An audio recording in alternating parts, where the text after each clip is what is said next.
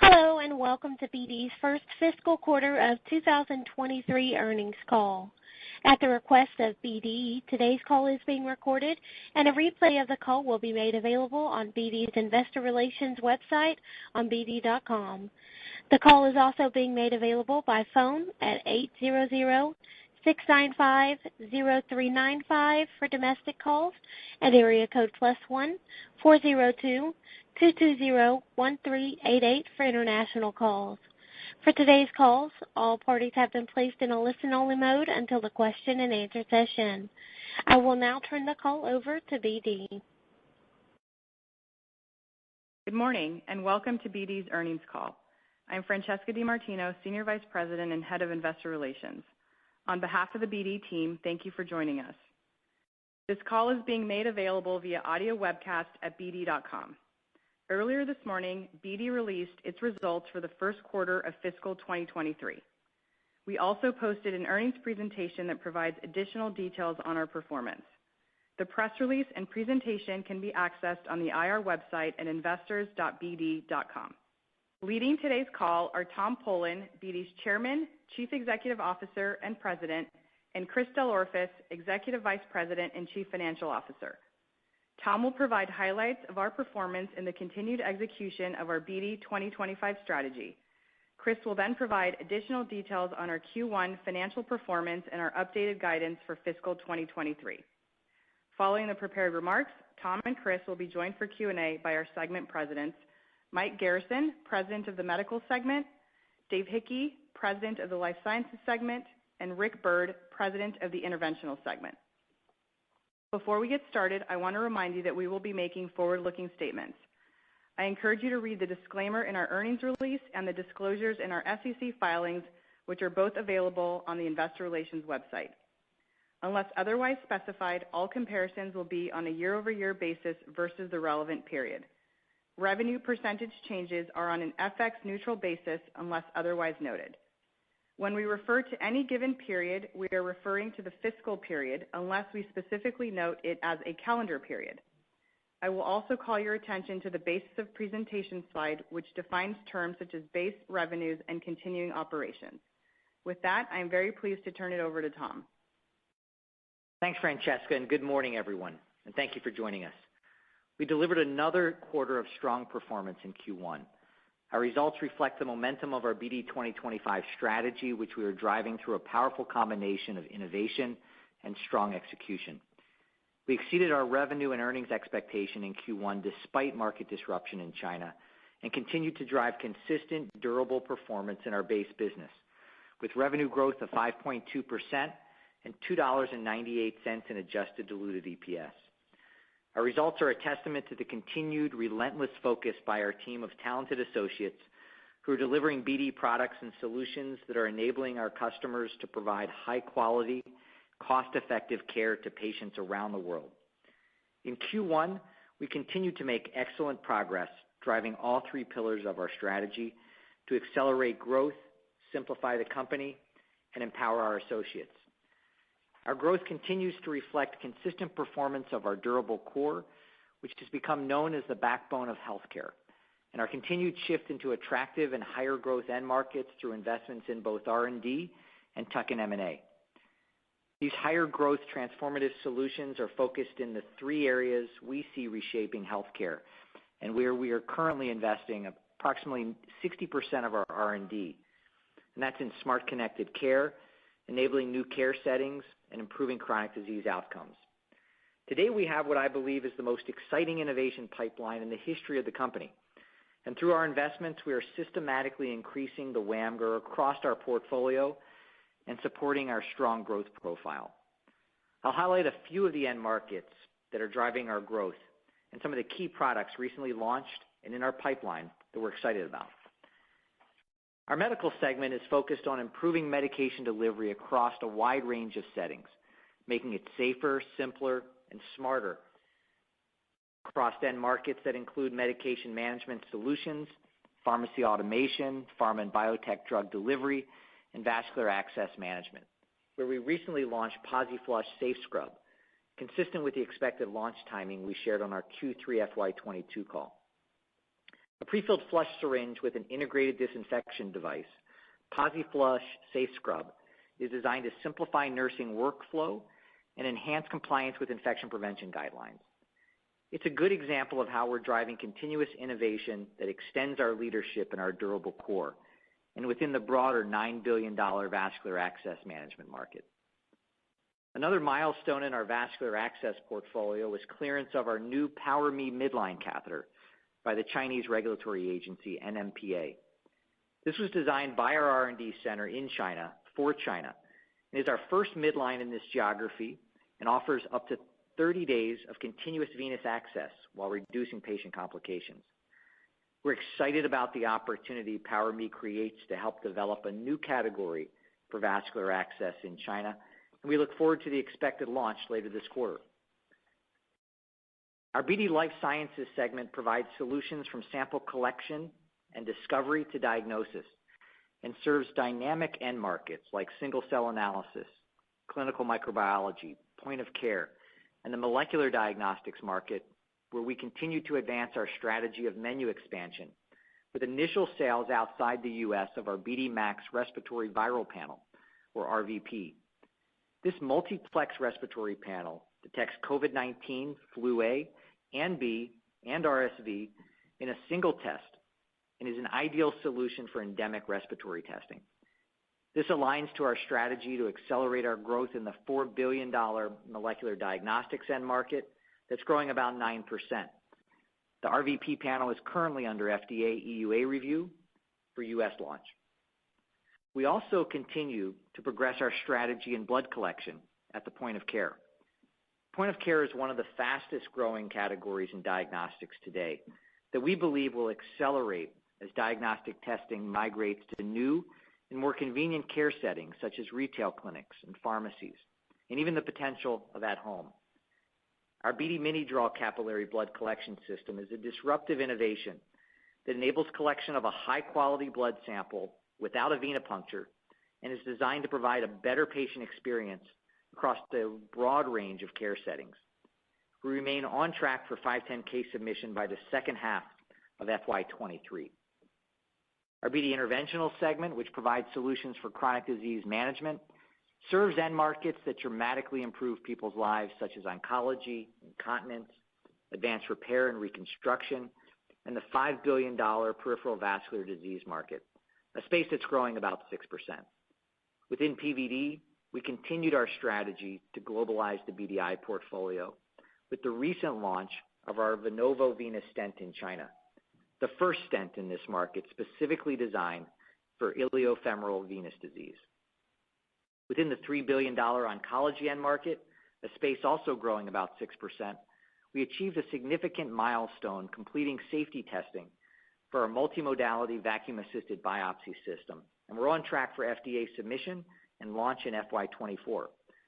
The BD multimodality VAB device is expected to be the first vacuum-assisted biopsy system designed to work across all three imaging modalities of ultrasound, CT, and MRI, allowing customers to consolidate capital equipment, standardize consumables, and simplify physician and nurse training. These launches and milestones are good examples of how we're strengthening our position in attractive end markets across our portfolio.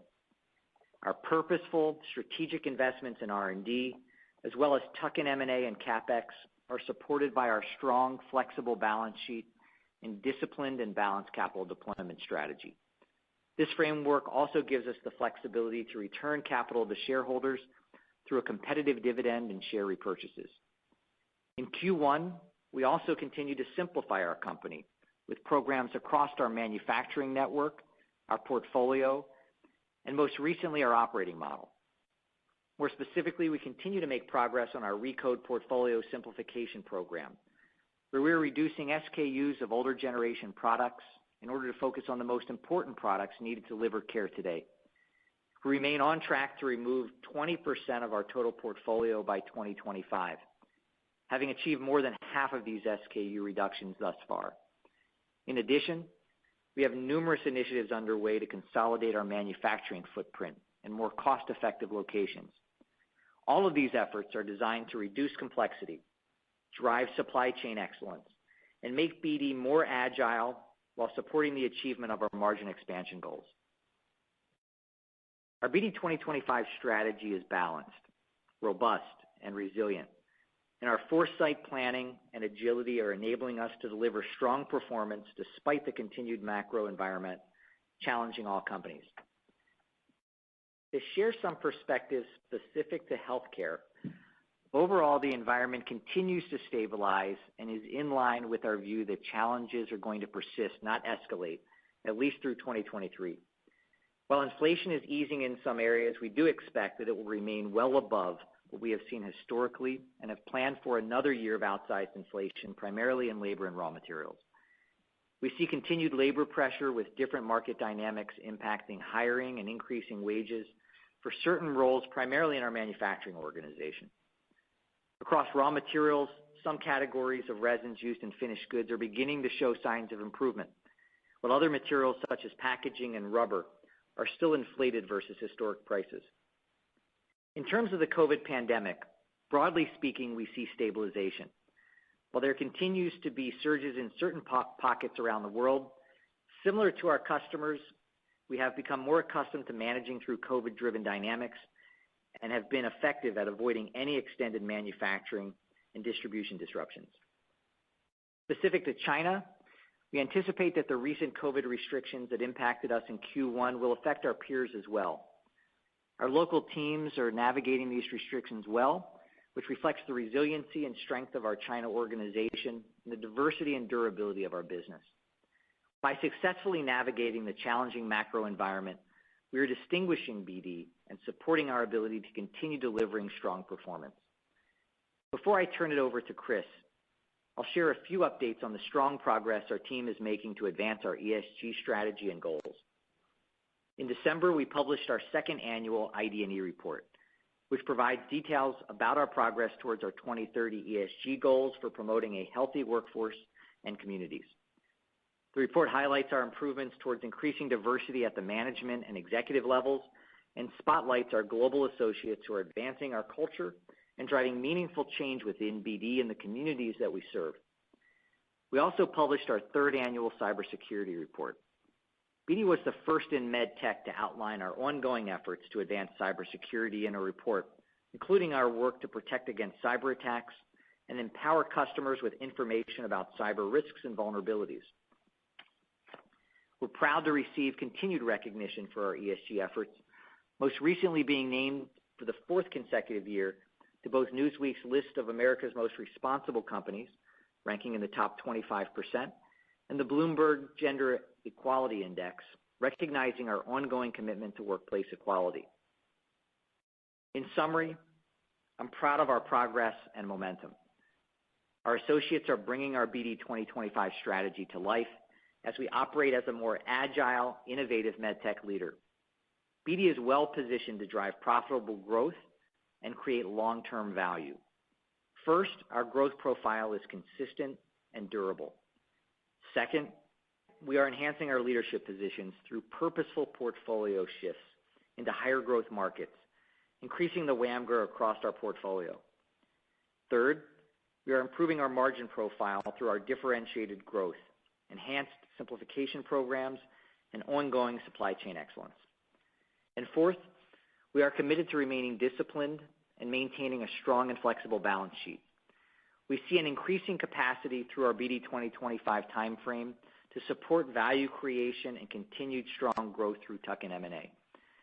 All of this adds up to a compelling financial profile with a long-term targeted base revenue growth of 5.5% plus and double-digit EPS growth. Our updated guidance for FY23 reinforces our confidence in our ability to achieve these targets. With that, let me turn it over to Chris to review our financials, guidance, and outlook. Thanks, Tom. Echoing Tom's comments, we delivered another quarter of strong performance in Q1, which demonstrates our consistent, reliable, durable growth profile and our BD 2025 strategy playing out as planned. So first, beginning with our revenue performance, we exceeded our expectations for the quarter, delivering $4.6 billion in revenue with base business growth of 5.2% or 3% organic. We see underlying organic growth more at mid-single digits when adjusting for strategic product exits, the licensing fee comparison in life sciences, and several COVID-driven comparisons. COVID-only testing revenues were $32 million, which is expected declined from $185 million last year. Total company base business growth was strong across BD Medical and BD Interventional, with approximately 6% growth. Base revenue growth in BD Life Sciences of 3.3% reflects the comparison to licensing revenues that impacted growth by almost 400 basis points. Base revenue growth was strong regionally as well, with mid-single-digit growth in the U.S., EMEA, and Asia Pacific.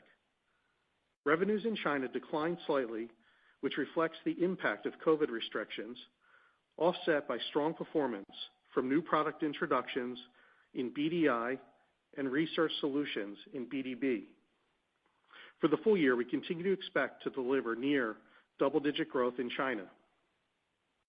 Our base business revenue performance continues to be supported by our durable core portfolio and an increasing contribution from the transformative solutions in our innovation pipeline and tuck-in acquisitions.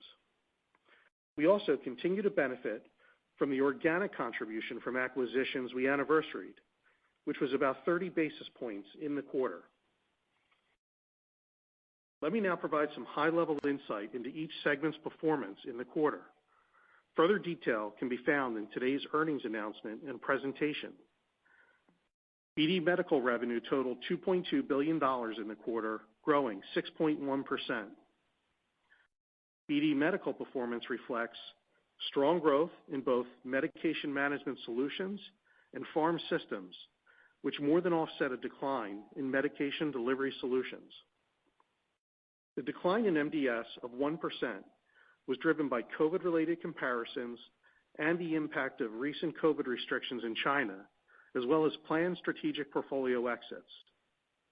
We continue to see strong performance in vascular access management outside the U.S. Double-digit growth of 15.5% in MMS was driven by strong demand for our pharmacy automation solutions, including both Parata and Rowa. We've been very pleased with customer response and the performance of Parata.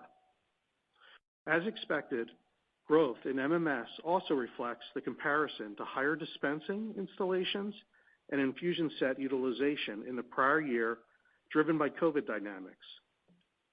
We continue to have a very healthy backlog of customer orders for Pyxis and BD HealthSight, which reflects the strength of our connected medication management portfolio. And despite strong growth of 18% in Q1 of last year, Pharm Systems delivered another quarter of double-digit growth of 10.6%, driven by continued penetration in the high-growth biologic and vaccine markets.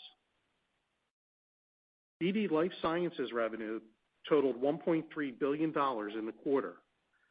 The decline of 7.3% year over year is due to the expected lower COVID-only testing revenues. Life Sciences base revenues grew over 7%, excluding the licensing grow-over as previously discussed.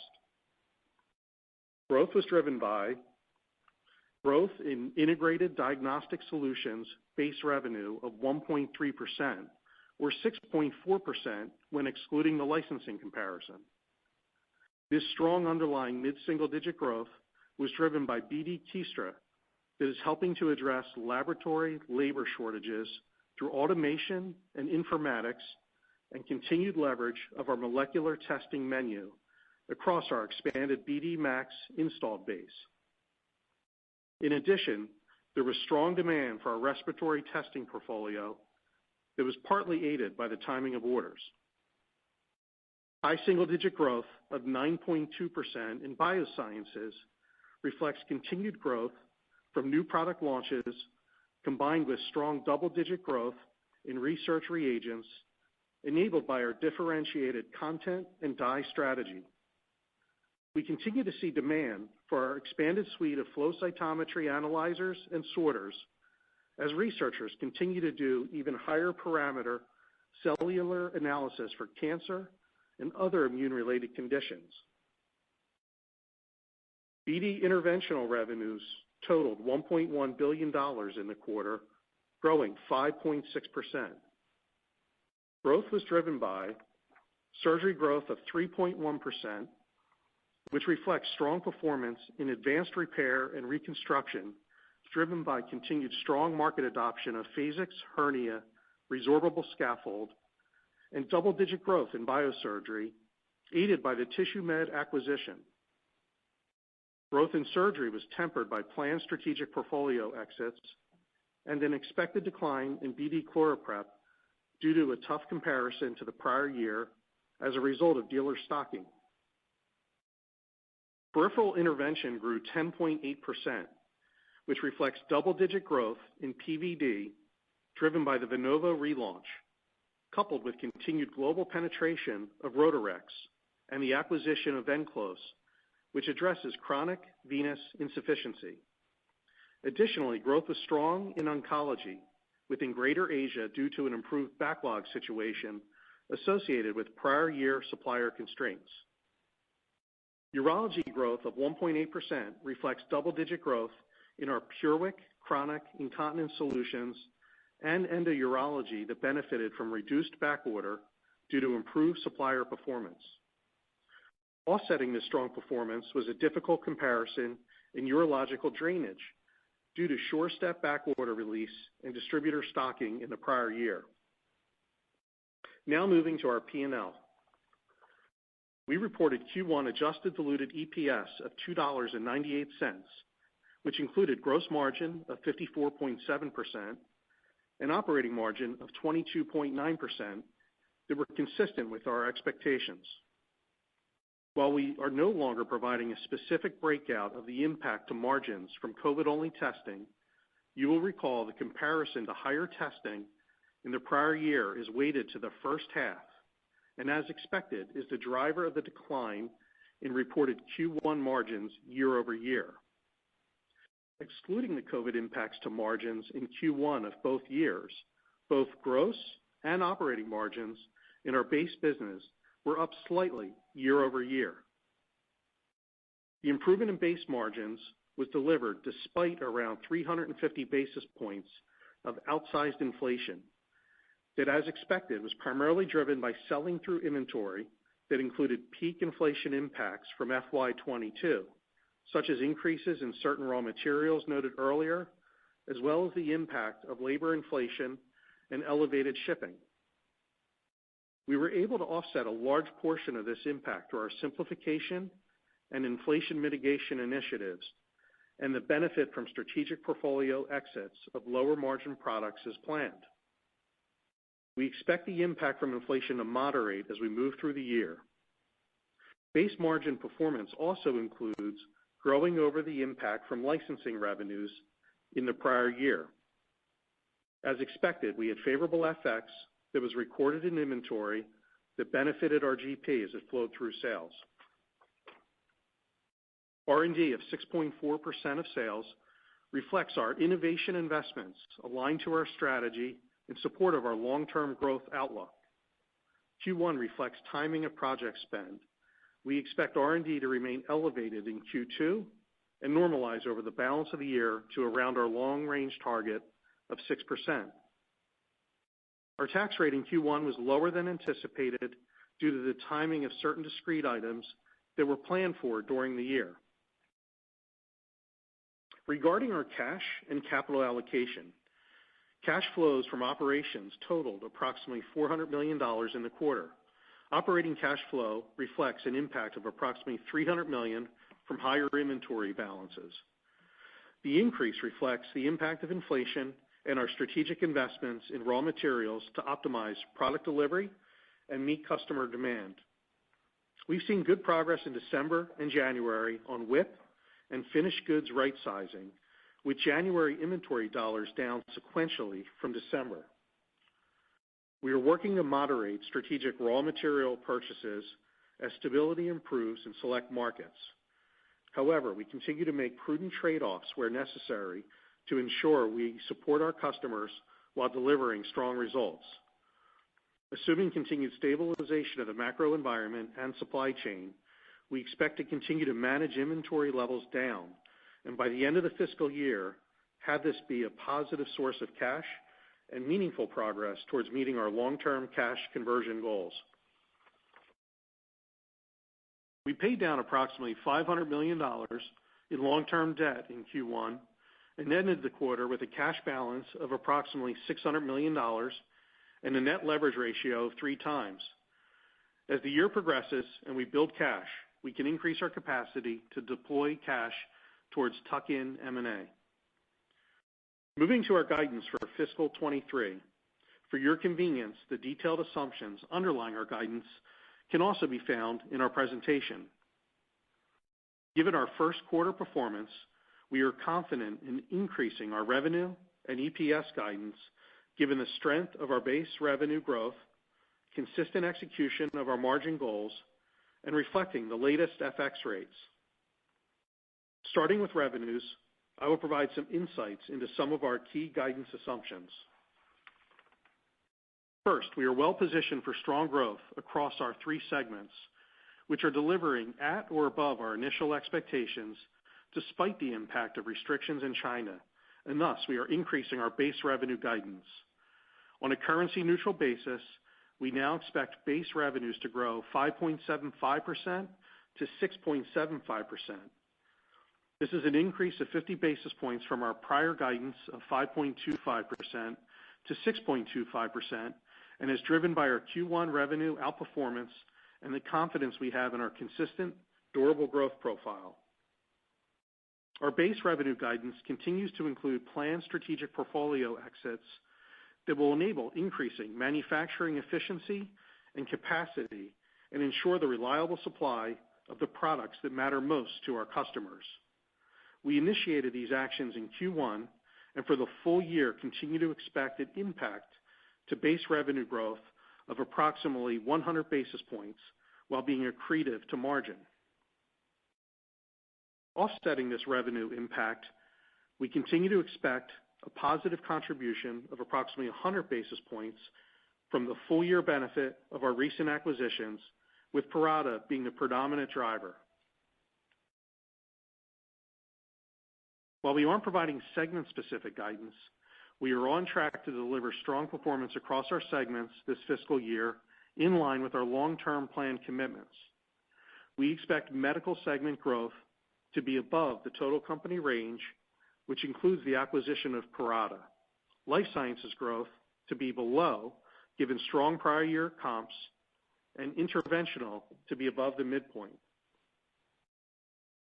For COVID-only testing, we are now assuming about $50 to $100 million in revenue versus our previous expectation of about $125 to $175 million, and is driven by reduced testing volumes and the continued shift in the market to combination testing for respiratory illness.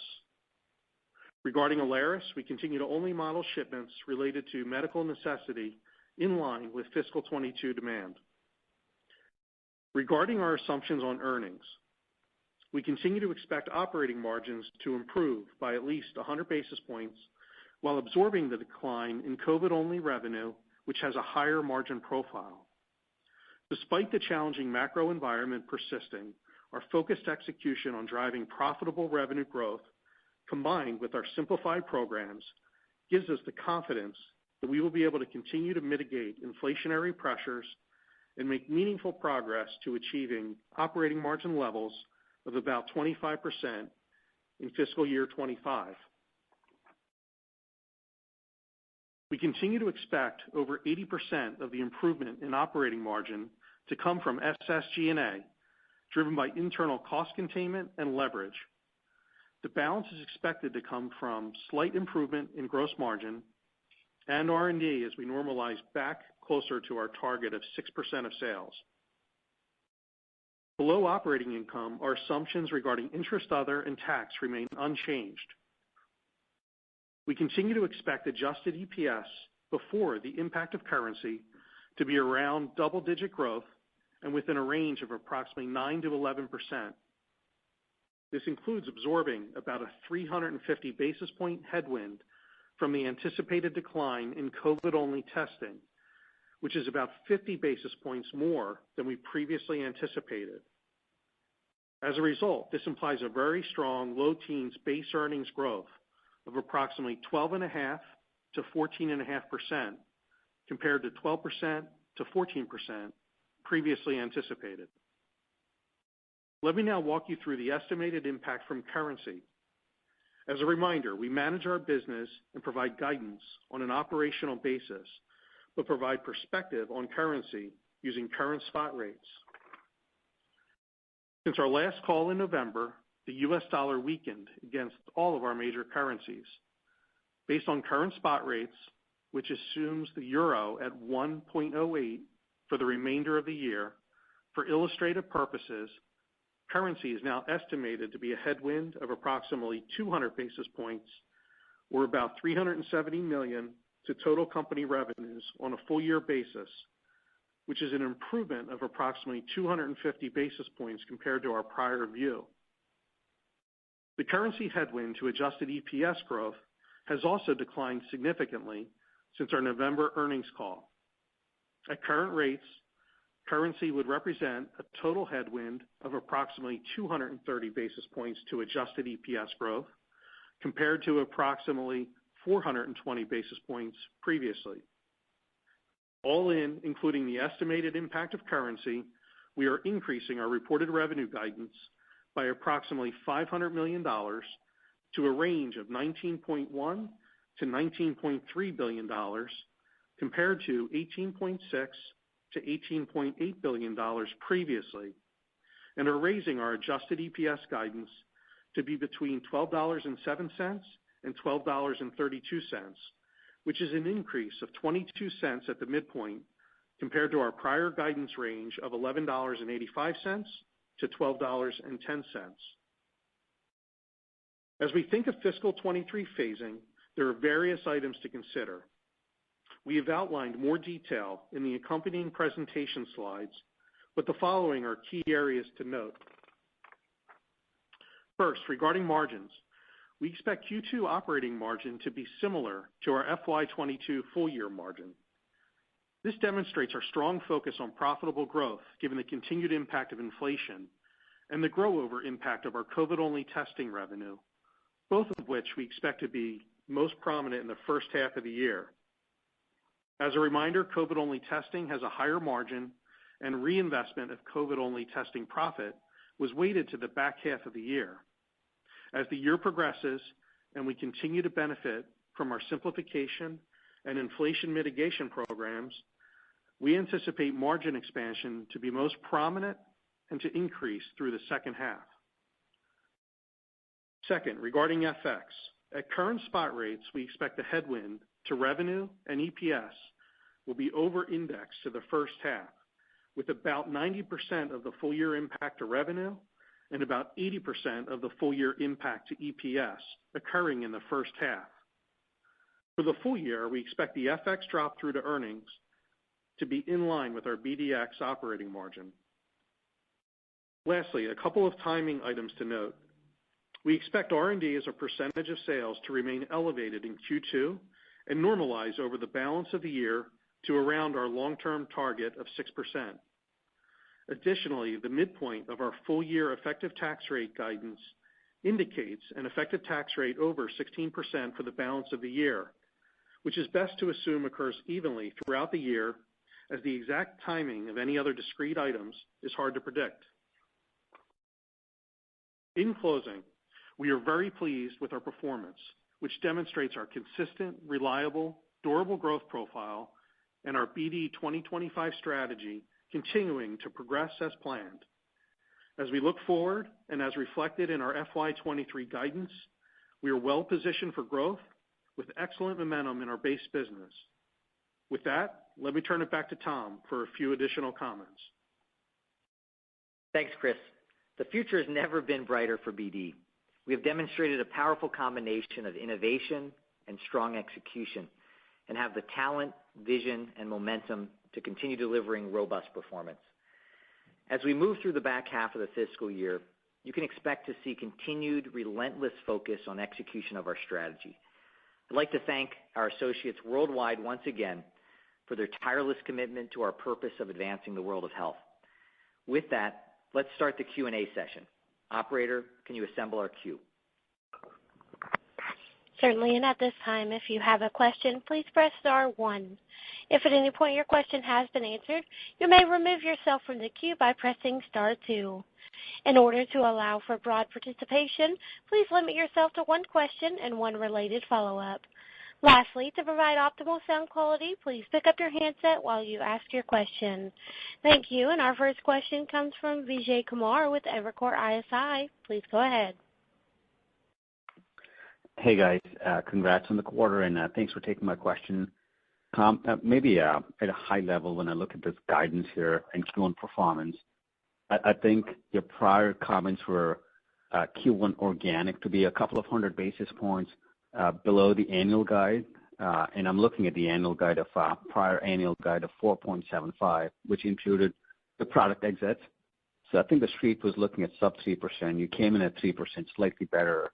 But the base here was increased by 50 basis points. It looks like underlying business momentum is accelerating. So maybe just talk about what's giving you confidence. I think you mentioned some new products. So what's driving this confidence on organic guide raise? Good morning, Vijay, and thanks for the great question. I'll turn that over to Chris. Yeah, thanks, Vijay.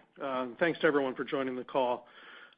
Maybe a couple macro comments. One, I just think this represents another quarter of strong execution, consistent with what we shared overall. When you think of our kind of forward-looking view from our updated guidance, I think a few key things note that we highlighted, and then I'll address your question maybe with where we see some pockets of strength. But one, we did increase, to your point, 50 basis points of growth on our base business. That strength is pretty broad-based when you think of it. I'll come back to that, and that's despite the fact that you had the restrictions and impacts in China as well. So we more than absorbed that.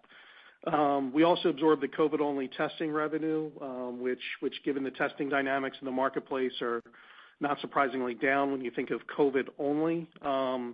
Relative to our position in the market, that's a higher margin offering, and we absorbed that as well.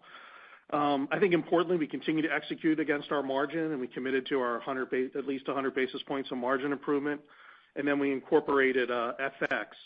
Yeah, so to your point, when we were entering the year, I mean, Q1 is still under indexed relative to our full year guide, right? So that still holds together. We had known there was about 100 basis points of headwind associated with the licensing revenue impact in our life sciences business that you saw in the results. We had estimated there was maybe about another 100 basis points of other dynamics, comp-related issues, mostly attributed to COVID. We also had some difficult comps in the quarter in certain areas, like Pharma Systems, for example, grew 18% Q1 last year, and we still delivered north of 10% growth in this quarter. So I think that continues to be a source of strength for us. I think the flu season, there's probably a timing dynamic there. It peaked a bit earlier than we thought and was a higher spike.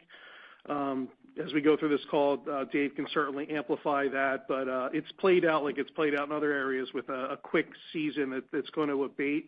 So I think you have a timing dynamic there as well.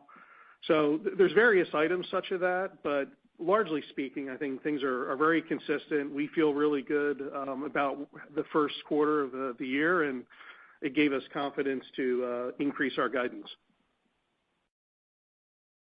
Understood. And then just one follow-up from me, Chris, and perhaps Tom, you can chime in. One on did your a few questions here on combo and flu revenue contribution. I think on the prior call you had said you expect somewhere around 150-ish for the year. Did that estimate change? What was the China impact here in the quarter? And Chris, did I hear you correctly on gross margins? Should they be up sequentially here into 2Q, or should gross margins be flattish or down? Yeah, real quick on gross margin. We didn't give specific guidance on gross margin. We more just to give you kind of an anchor how to expect Q2 to play out, we said it would be in line roughly with how we ended our full year, fiscal year 22, which when you think of the inflationary environment we're in the first half of the year, right? We had talked about peak inflation rolling through in Q1 and Q2. We had a 350 basis point impact of inflationary pressure in Q1. And so a Q2 margin similar to how we exited the year is what we're thinking. We did not specifically highlight gross margin. Vijay, on the other two questions that you asked on China specifically, so China declined slightly in the quarter, obviously due to the COVID impact. We did see at the end of this month, actually last month, January, starting to see some recovery there. So we're optimistic for the year. We still, as you know, we delivered double-digit growth in China. Last year, we said high singles or near double or about that this year, and that's unchanged. We think we'll be able to recover in the back portion of this year. We still have our four-pronged strategy that we have in China we remain very confident in. We've got a very strong team there that's been navigating that challenging environment. Again, they delivered 10% plus growth in 22, and we expect another strong 23. And that strategy that focuses on bringing our global pipeline to China, continuing to drive China-tailored R&D, and you heard us talk about a new launch there in the midline of a product developed in China for China. We continue to move into expand our market coverage into lower-tier settings, continue to manage through VOBP where it exists. That's in our run rate, and we continue to strengthen our local presence in China, both our manufacturing presence as well as clinical expertise as we continue to train thousands and thousands of clinicians each year. That formula has worked very well for us in the past, and we continue to double down on that. I think as we think about the combo test, I'll turn that over to Dave to speak a little bit about what we're seeing there. Thanks, Tom. And hey, Vijay, good to hear you. Thanks for the question. Yeah, so just on COVID and combo, as I think about both of those, I mean, as you saw in the quarter, we posted COVID-only revenues of $32 million. And, as we said on the call, we now expect COVID-only for the full year to be between 50 and 100.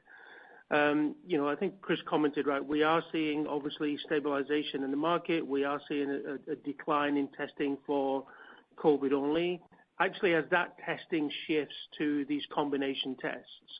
So, and actually for us in Q1, our performance in that area did actually help offset that COVID-only decline. We'd anticipated that, that's the way that was going to become the standard of care.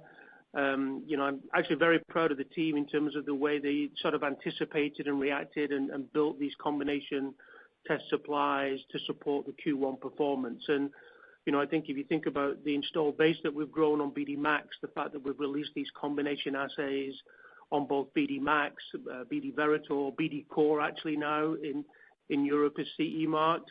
I think that dynamic, and we can talk about it later, the dynamic of what that looks like for the full year on the respiratory testing obviously continues to play out.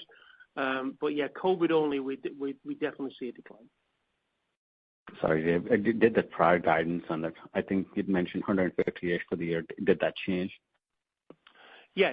So for the year, we think COVID only now will be in the range of 50 to 100 million. Sorry, on the combo test, I think flu combo. So we've never really, So if I think about that, the way that, if you think about what we'd said from let's say a flu season pre-pandemic, we had said that was always in the 75 to about 100 million range on the antigen testing and so on and so forth. There's obviously a lot of unknowns right now in terms of how the full year is going to play out. Obviously, quarter one, we saw the season start early. If you track those CDC graphs, we saw the season start early, it peaked, and we were able to respond to that. If we were looking at it now, and for all the assumptions we have, we would think it would be about 1.5 times, let's say, a normal season. So 75 to 100, we would say 1.5 times. And that's really enabled and driven by the installed base increases that we have and the fact that we have developed and launched these combination tests across those platforms. Okay, we'll take our next question from Matt Taylor with Jefferies. Please go ahead. Hi, thanks for taking the question. Sorry for the delay there. Congrats on a good quarter. Even though I'm not usually a congrats on a good quarter guy, but I thought it was very nice. We appreciate that, Matt. Thank you. Of course, Tom. I had a question, a follow-up on some of Chris's comments on just the operating margin expansion improvement being more back half weighted. I was hoping you could just talk a little bit more about that and maybe unpack that and talk about the sources of it, just because there's been so many moving parts and it's an important part of the story. Yeah, no problem. Thanks, Matt. Appreciate the question. Things are pretty consistent with what we shared when we started the year, and it seems to be playing out as such. Some of the key factors to contemplate. First of all, we talked about from a full year standpoint, inflationary headwinds being another 200+ basis points. This is on the back of 2 other years, with last year also being over 200 basis points. So, we've been navigating an extremely challenging macro environment, right? When you think of that on a cumulative basis. What we did say around the inflationary pressures, it would be significantly weighted towards the first half of the year. What we highlighted in Q1 that you saw flow through, because a lot of this was inventory that was built last year that sold through.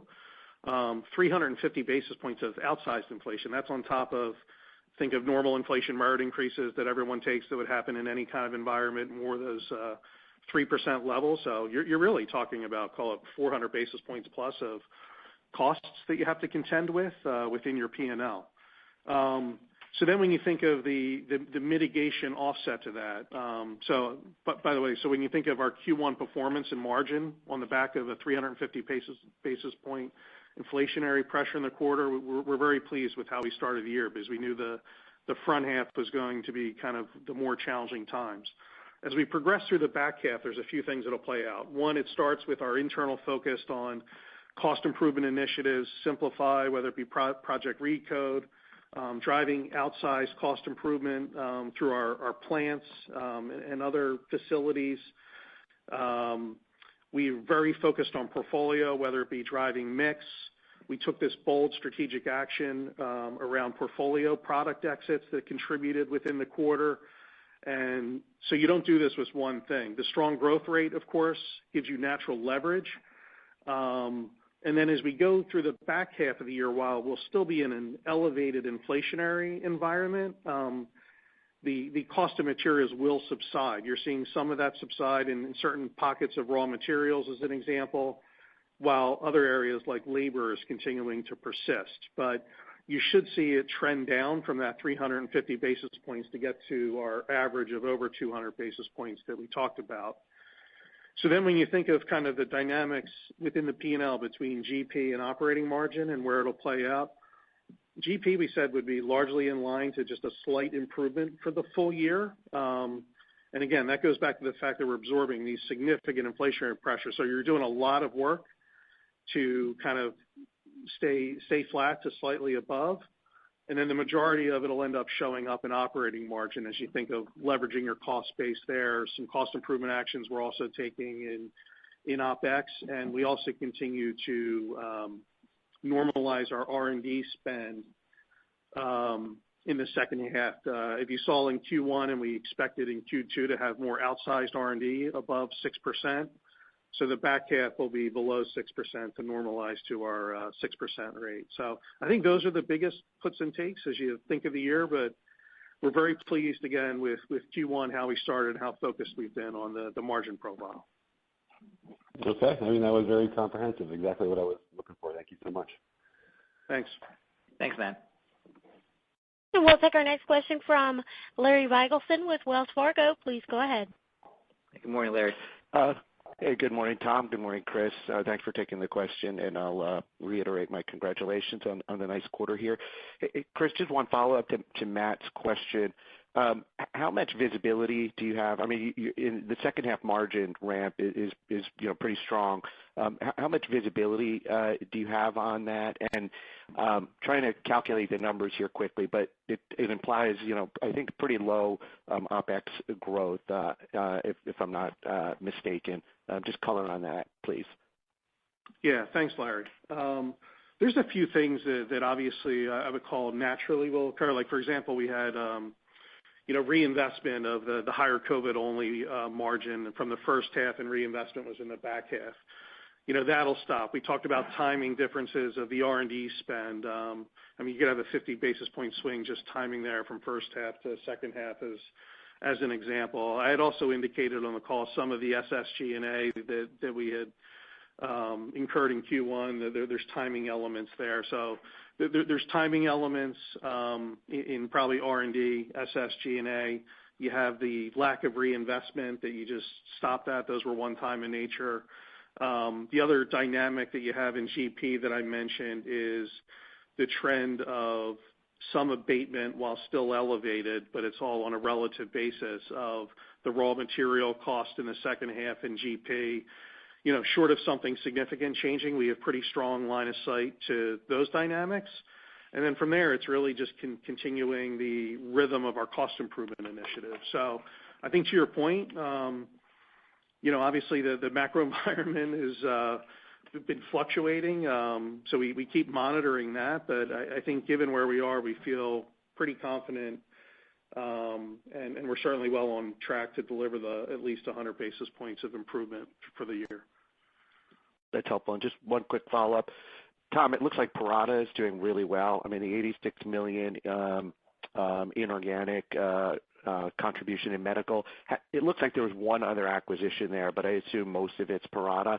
So any color on how Parata is doing? It looks like it's doing better than the initial expectations. Thanks. Yeah, Larry, you're right. We're at or actually a bit ahead of the deal model there. We couldn't be more pleased with Parata. And we've got Mike here in the room, so let me turn it over to Mike to talk about what the other acquisition is that's in those numbers and a bit more about Parata. Yeah, the other acquisition is the acquisition of MedKeeper. That's pharmacy automation software that helps automate the processes that a pharmacy tech would use to prepare IV medications in the pharmacy hood.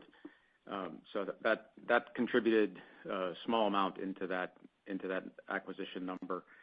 From a Parata perspective, I think what we're seeing there, and we are really pleased with it, is the combination of the energy and the product that Parata provides, and the energy that the people from Parata are providing, along with the sort of discipline and coaching that BD and the scale that we provide to access new markets, access the acute care settings, and help drive the transformation of the pharmacy for acute care.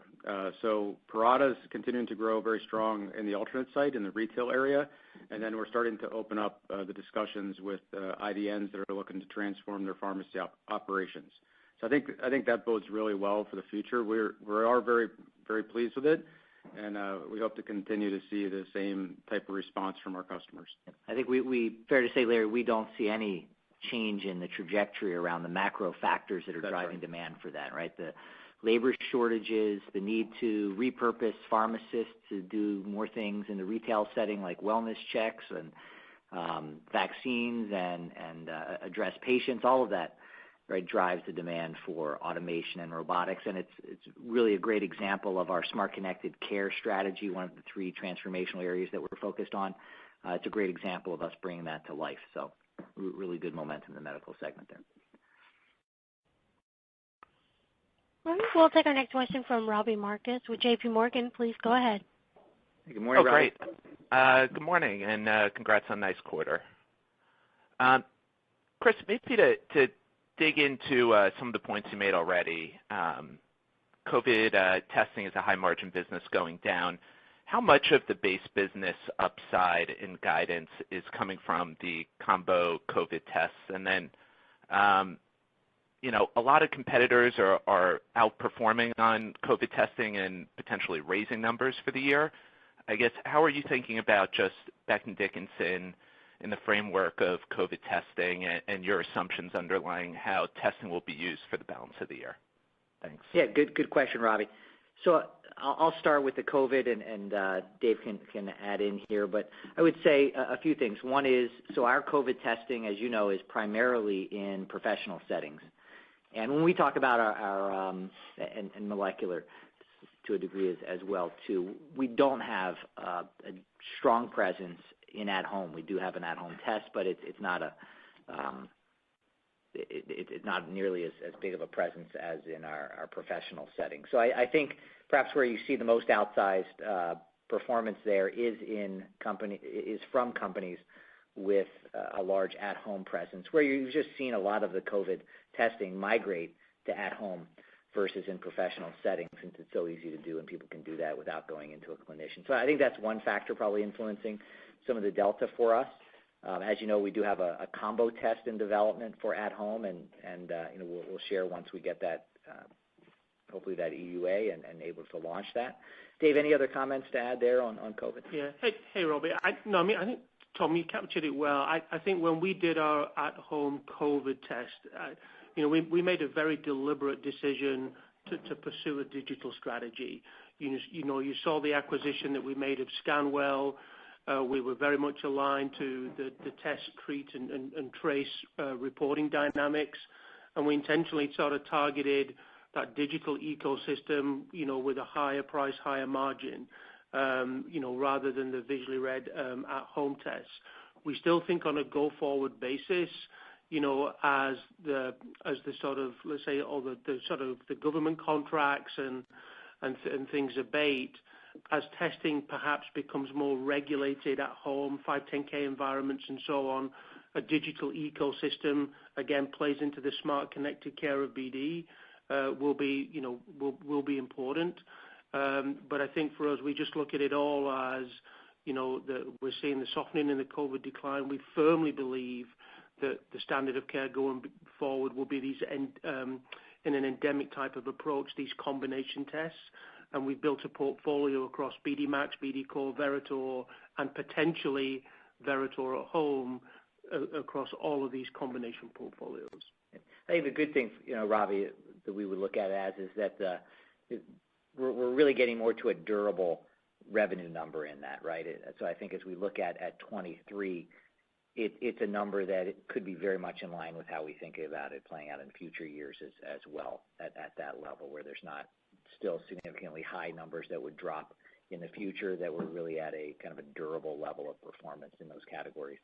Chris, any other? Well, just the way you started your question, Robbie. So if you think of us absorbing the COVID only and increasing our base revenue guidance by the 50 basis points, it wasn't like a swap out into combination testing. It was actually broadly based across the business. As Dave mentioned earlier, we still see the combo part of our portfolio at that 1.5 times, and we'll continue to watch how it plays out. There was a little bit of strength there, but it wasn't outsized relative to the other areas we also had strength. So typically, just to add, we typically wouldn't raise unless it was a highly unusual situation. Try to predict expectations on a full year basis on flu or a flu combo test, just because it can drop off so quickly. And in fact, we are seeing, right, that's happening. If you look at the CDC charts, those charts are showing significant drop-offs, like what happened in Australia. Rapid early peak and then a rapid drop. Unclear if there could be second or third peaks in the future, but that's not something we can easily predict. So typically in a Q1, we try to be conservative around those outlooks and that specific product category. More after Q2, we get a sense of where the full year plays out. Great. I'll leave it there. Thanks a lot. Thanks. We'll go next to Matt Miksic with Barclays. Please go ahead.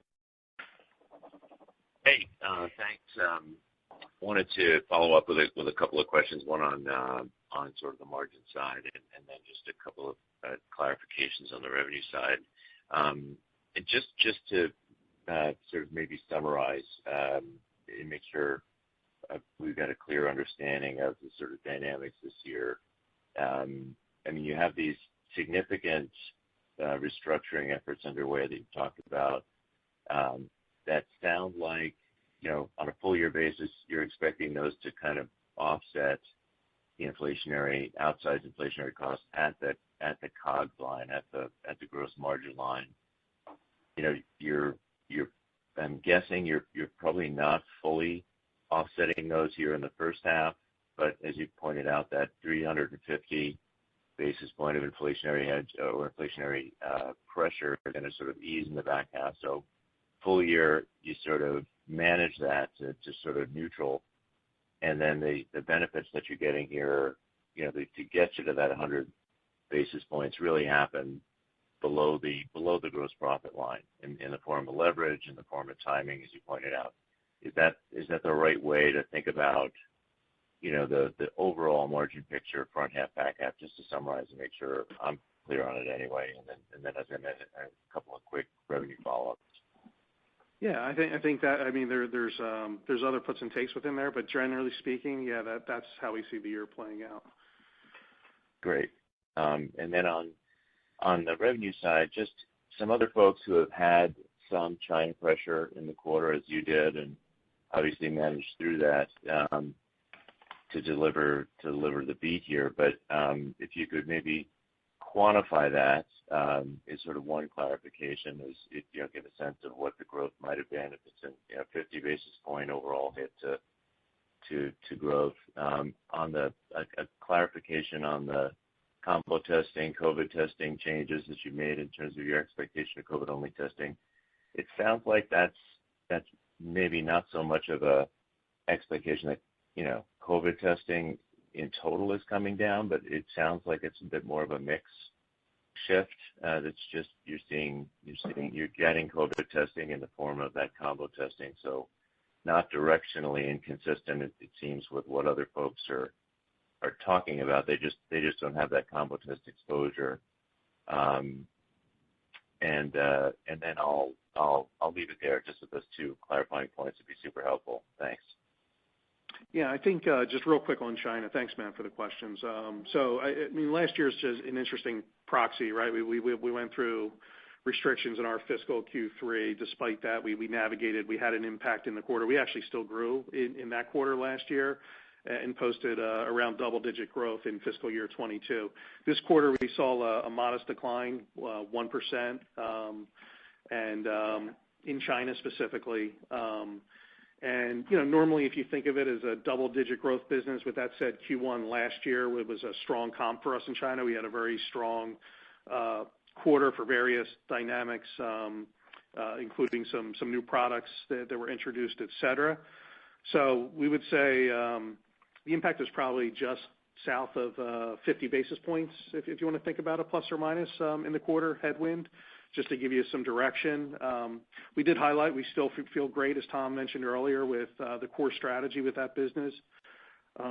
Short of like further disruptions occurring this year and these being a more kind of acute, we should see again around double-digit growth for the year is what we had shared. So we did see some trends, recent trends, like we're watching it closely, but it looks like you're starting to kind of see some turnaround in that market. It's still early, so we'll look at it and we'll update, of course, in Q2. But I think longer term, our strategy and performance in China is really strong. I think just to add in there, we'd seen even versus the first half of January to the back half of January, we started seeing good recovery towards the back half of January as the COVID outbreak began to subside. Yeah, I think COVID. I can let Dave and Tom jump in here too. You're kind of half accurate, I think, in your depiction.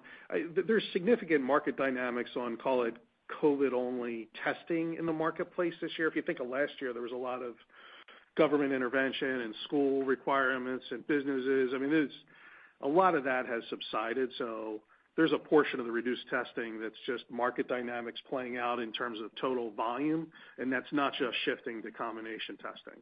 With that said, we still feel good about our combo assay and having that, because we do see that as the assay of choice as folks are symptomatic going in and want to get tested for flu. So, we saw strength in our platform, but as Dave articulated, the flu season did kind of spike early.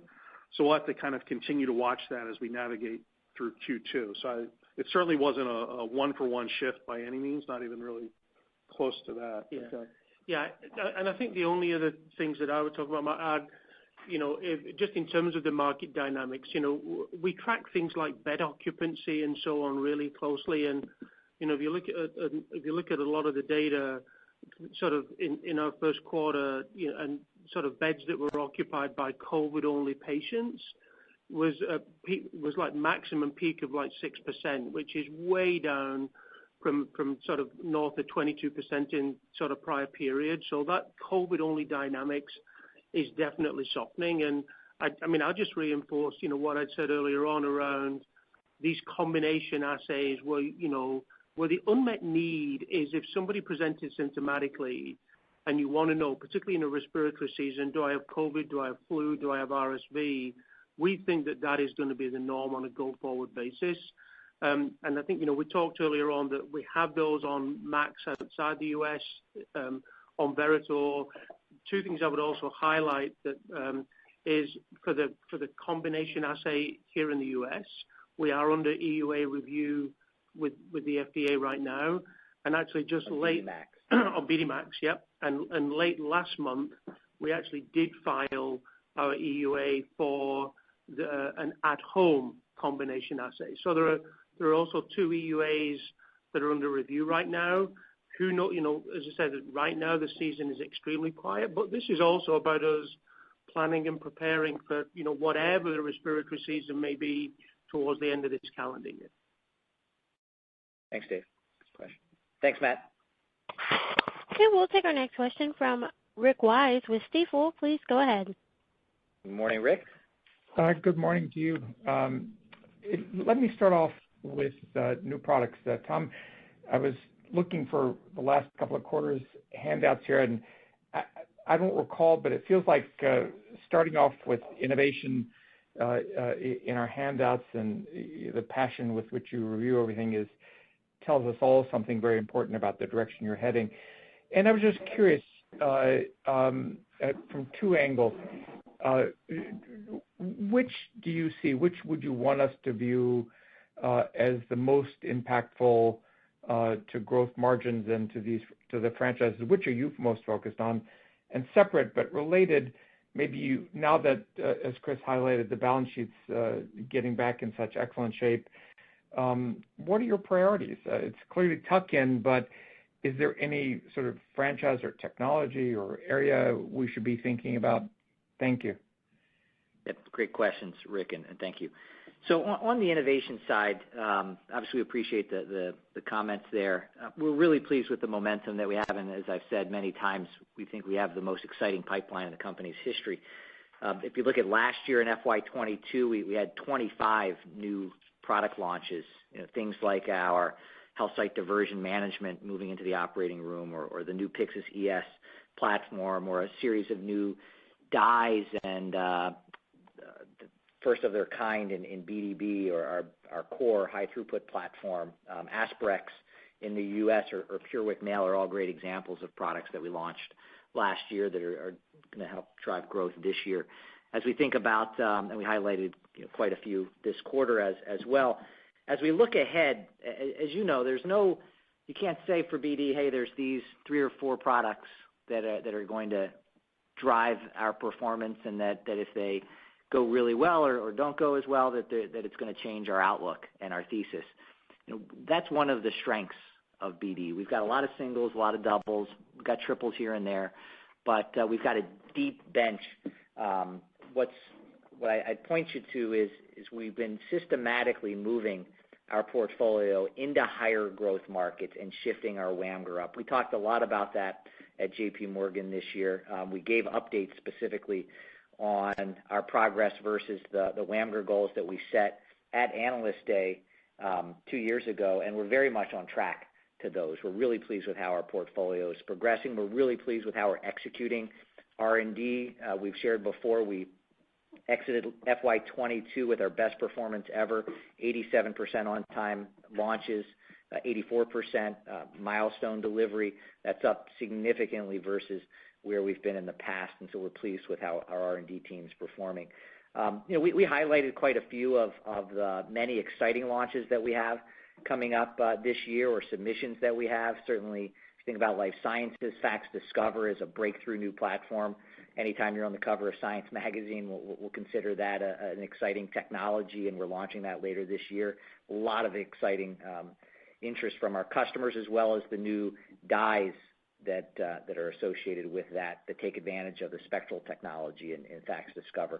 Yoda around capillary blood collection, enabling blood collection by non-phlebotomists, non-venipuncture, really highly preferred by patients. 75 out of 100 will prefer or more blood being drawn with that device than a venipuncture, and we see that as starting to enable more routine care in places like retail. When you look at the majority of clinical decisions being driven by diagnostic data, it's hard for care to move into new settings if you're not getting that diagnostic data available there. You still got to go into the old system to have your blood drawn. We're working to change that. That's something that we're going to be excited about as we go forward. In BD Medical, obviously we've got products and farm systems that we've talked about in the past, including Libertas, as well as new vaccine delivery solutions that we've launched recently. In BDI, we've talked about quite a few. We highlighted PureWick in the past, PosiFlush in MDS. The list goes on. We again, at JP Morgan, we went through those pretty deeply, and I highlighted a few here on the call today. I think as we think about tuck-in M&A, we're going to remain extremely disciplined. I've shared in the past, of course, many times we're still focused on tuck-in M&A exclusively. We're very focused on maintaining that strong balance sheet that we have, and we are going to continue to increase the amount of cash that we generate, and we feel really good about how that looks over the next several years. We have our very focused priorities. We don't disclose specific market categories that we're focused on there, but we've obviously pointed very specifically to 3 areas of focus around smart connected care, around technologies that enable the shift to new care settings, and around technologies that help us improve chronic disease outcomes in the chronic disease spaces that we're focused in, like oncology, peripheral vascular disease, et cetera. And so over the last 3 years, 90% plus of the M&A dollars that we've spent have been focused in those 3 categories, and we would certainly expect that continue going forward, that level of focus.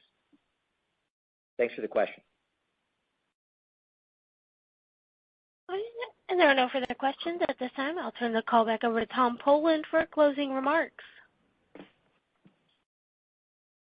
I just want to thank everyone for your time today.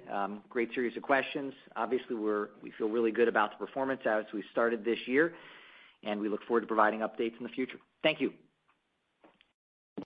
Thank you, and this does conclude today's audio webcast. As a reminder, a replay of this call will be available on the BD Investor Relations website. Please disconnect your lines at this time and have a wonderful day.